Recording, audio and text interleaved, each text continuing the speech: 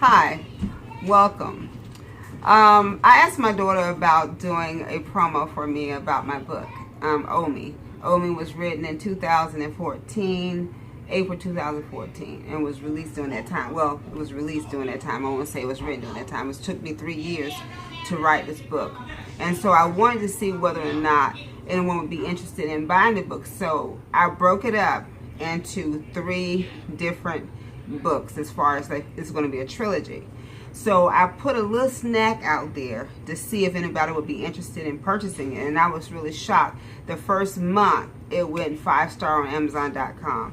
Thank you to the readers that have read it, but I still need it to be pushed a little bit more. The name of the book is Omi, O-M-E-Y. And what this book is about is basically about a young girl who finds herself in a situation that she herself didn't have anything to do with it. She was born under a cloud of suspicion, so many different things that she didn't know about. And actually, she turned out to be somebody very important later on in the book. But if I were to tell you at the beginning of this book, the story is kind of come get me type story. It's like it starts out pretty fast. And from some of the reviews that I received, they told me that they couldn't put the book down. I was somewhat heartbroken at the beginning when my book was published because there were so many typos in it. And everything, but I was compensated for it, and at the time it could not be pulled off the shelf. And so with that being said, I just went ahead and forgot all about the typos, because when people told me when they read the book, they told me they actually thought it was part of the dialect, part of what was actually going on in the story. They just overlooked some of the typos. They overlooked the punctuation problems and whatnot. And so for 2 years, I was so heartbroken I decided I didn't want to pick up the book anymore and write. And I didn't want to release any more books. But now I'm at a point where I'm starting to write the second part of this story, and I'm trying to get it out. So I need people to actually get into this book and to read it. I've asked my daughter on several occasions, have you read the book? I gave her a free signed copy. My daughter said that she read the book. I asked her, I said, what did it say at the beginning? She says, Omi, that's what my grandmother called me. I said, liar, you didn't read the book. You just heard what I said. And she's been running off that ever since. She did not read the book. I read the book. You did not read the book. I wanted her to come on with me so we can have like a feedback, ask her questions, whatnot, but she refused to do that. Hopefully she would. I wanted to do a little reading of the book. I've already shown them the book. The book is by Sharon J. Ross. It's under my author's name, Sharon J. Ross. And it's Omi, O-M-E-Y. And actually it's an acronym for You Owe Me. And how many times have someone said you owe me something and you hadn't done a thing? Everybody think you owe them something, and what you owe? What is it you expect from me? What I'm supposed to pay you back? I hadn't done anything. I don't owe you anything. You owe me. And the Bible says owe nobody anything but love. So I really don't know if I should read anything from this book at the beginning. If you like this, please say that you do, and then I may come back and read one chapter for you. I truly need your support. Please let me know if you're interested in hearing me read, because if you do, I promise I'll read it. Now. She's telling me to read some of the stuff at the book. The book is called Omi, Chapter 1. Who am I? What it says, Avis? I'm Omi, that was my grandmother called me. No, it's not what your grandmother called you. This you have not read the book. I'm going to give you a little snack. I'm going to read the first part of the book. And if you like it, please go out and purchase it. And she will have that down, where she normally put all her stuff at, to let you know where you can purchase this book from. But I'm going to read just a small part of it. And if you are interested, please let me know. The first part of it says, who am I? My name is Omi. That is what she calls me. I offend her with my smooth dark skin, my cat-like green eyes, my head held up, my shoulders rolled back. Her voice roars like thunder as she says, "Look down, you are not my equal."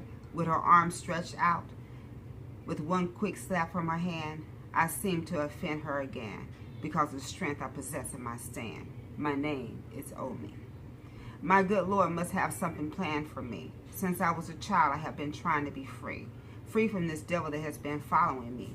Not one tear will I shed as I swallowed down the pain and kept my head bowed as I simply explained. Mistress, I can't explain my physical condition. Poor little Omi was born under a cloud of suspicion, and only the good Lord above knows what has been hidden. One day, though, mistress, little Omi will be Omi no more, and God will reveal my rightful name, and then I shall soar. Mistress Donovan considered herself to be a God-fearing Christian and felt like she had done enough to anger God.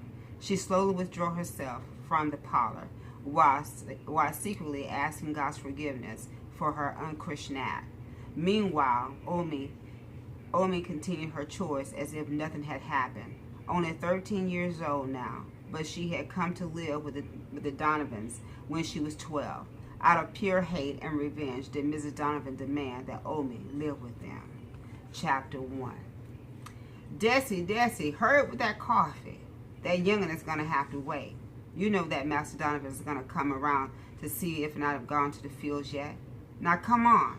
I'm coming. You know I have to feed my baby. Yeah, I guess I do. Look at that pretty girl, just like her mama. Lem and Desi loved each other very much. Lem sharecropped for Master Donovan for 6 years before marrying Desi.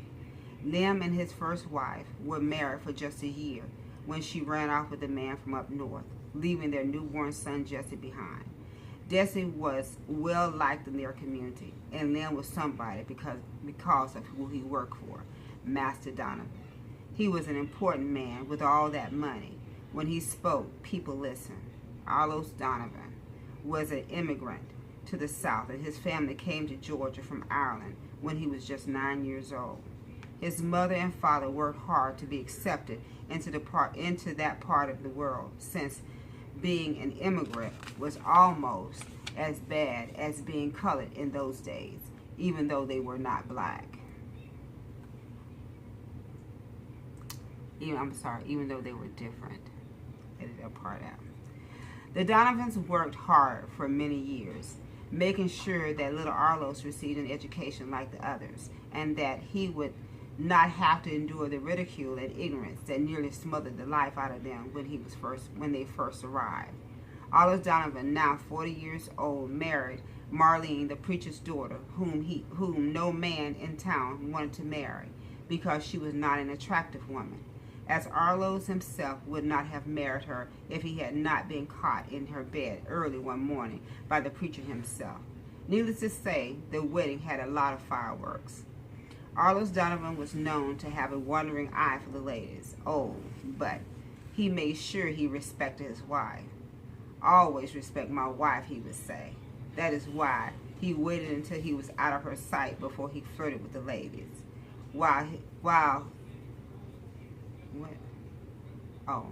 When his flirting ended up in the bedroom, well, Master Donovan would express his appreciation while retrieving his pants. Dear lady, I surely did enjoy our little adventure together. But you know, if you ever mention this to anyone and it gets back to my wife, well, I'm going to have to kill you, he would say. Always say this with a smile, while his eyes reassured them of his threat. Then he simply would bend and kiss the lady's forehead while bidding her goodbye. Arlos Donovan pulled up to Lem's and Desi's house a good 30 minutes after Lem left for the field. "Lem, where are you?" he yelled. "Why aren't you in the field?" Desi hated the sound of his voice. It was plumb evil, she would say. Desi hurried towards the door so that Master Donovan would not come in, but Desi was too late. "Good morning, Desi," said Master Donovan as he closed the door behind himself. Desi made sure not to get too close. "Good morning, Master Donovan, sir. Lem is already in the field, sir." Desi was very nervous. You could hear the cracking in her voice as she tried to hide her nervousness. Oh, that's good, Desi. Real good. Now that will give us time to talk a while, Arlos replied as he pulled out a chair and sat down crossing his legs. Master Donovan, sir, I don't mean no harm, but I don't have much free time these days, sir, with the baby and house chores and all. Maybe you can come back when Liam come home and we all can sit and talk a spell. How about that, sir? Desi knew by the look in his eyes that it was going to be a battle between good and evil. Desi pulled her right hand out from behind her back while squeezing the handle of a kitchen knife. What you going to do with that, gal? Replied Master Donovan. Arlos Donovan asked the question calmly, but he could hear his heart pounding in his ears. Now you listen to me, replied Desi, as she began to back up. Master Donovan, if and you take one step closer to me, I promise by my God Almighty, I'ma gut you like a fish. The tears began to blind Desi as they flowed from her eyes.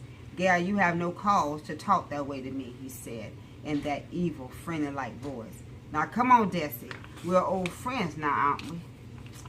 Stay away, yeah, Desi. Or I'ma call for Liam.